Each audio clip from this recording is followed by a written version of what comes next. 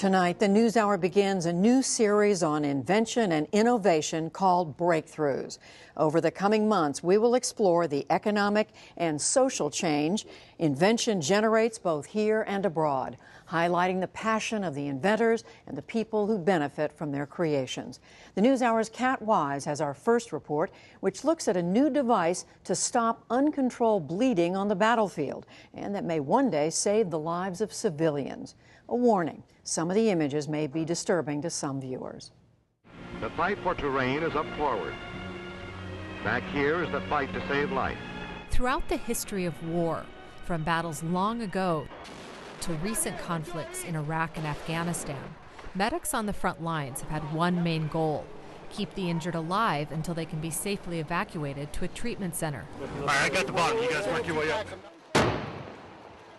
While those killed in action since the beginning of the Iraq War are almost 90% fewer than during the Vietnam War, due in part to better medic training and faster evacuations, one of the biggest challenges medics still face is uncontrolled bleeding.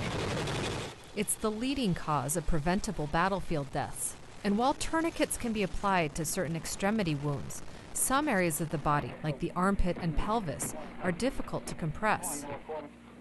For those wounds, military medics have had to rely on a very simple tool.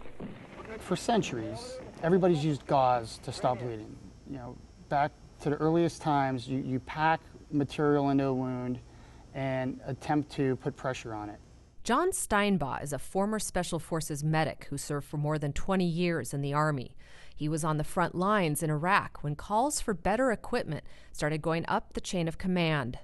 Back in 2006, 2007, height of the war, medics were getting fed up with the standard gauze. We started seeing wounds that were much worse than what we were seeing at the beginning of the war. Medics were having more difficulty stopping the bleeding. And the way medics described the device they wanted was fix-a-flat. So if you think of your tire, you inject a fix-a-flat in your tire, it finds the escaping air, it plugs it, and done. So Steinbaugh and a team of experts from the military and private sector got to work. Early ideas like inserting foam or gel into the wounds didn't sufficiently stop the bleeding, but soon they stumbled on something that did work. We literally went to Williams-Sonoma, bought compressed sponges out of a kitchen store, loaded them in homemade syringes that we made, and put them in a model, and they expanded and worked. Steinbaugh retired from the military and joined Rev Medics, the private medical device company taking the lead on the product's development. There, Steinbaugh and his colleagues spent 3 years refining the device with the help of a $5 million grant from the U.S. Army.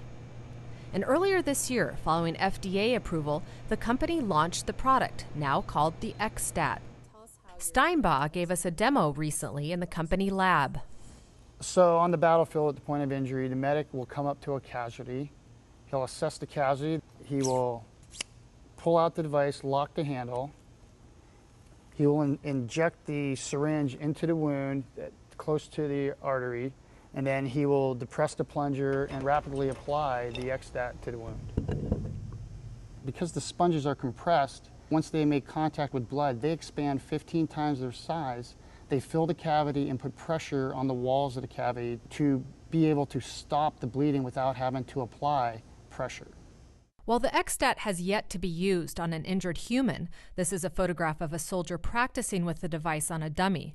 Steinbaugh says the company's extensive testing on animals and cadavers shows bleeding stops after about 20 seconds, compared to 3 to 5 minutes with traditional gauze. The company, which has 12 employees, is now ramping up production of the XStat for the military at their headquarters outside Portland, Oregon. Roughly 100 are made here a week.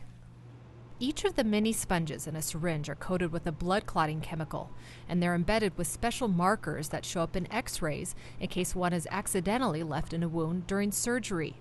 The major issue is getting the patient alive to a surgeon. That's really the goal. Dr. Martin Schreiber is Chief of Trauma at the Oregon Health and Sciences University and a colonel in the U.S. Army Reserves. He's led trauma care for the military in Iraq and Afghanistan, and he's been closely following the development of the XStat. The key with this product is, though, it has to be placed into a fixed size wound. If you have a penetrating injury to, say, the area under the clavicle, which creates a very fixed wound, this can be very effective.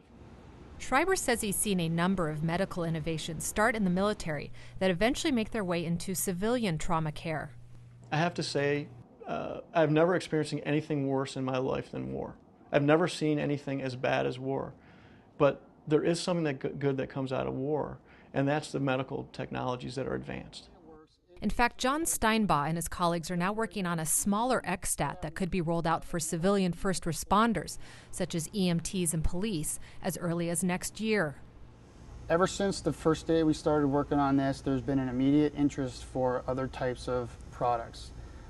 Smaller shrapnel wounds or small caliber pistol wounds, and even in the civilian community, like law enforcement or prison, knife wounds and stabbings.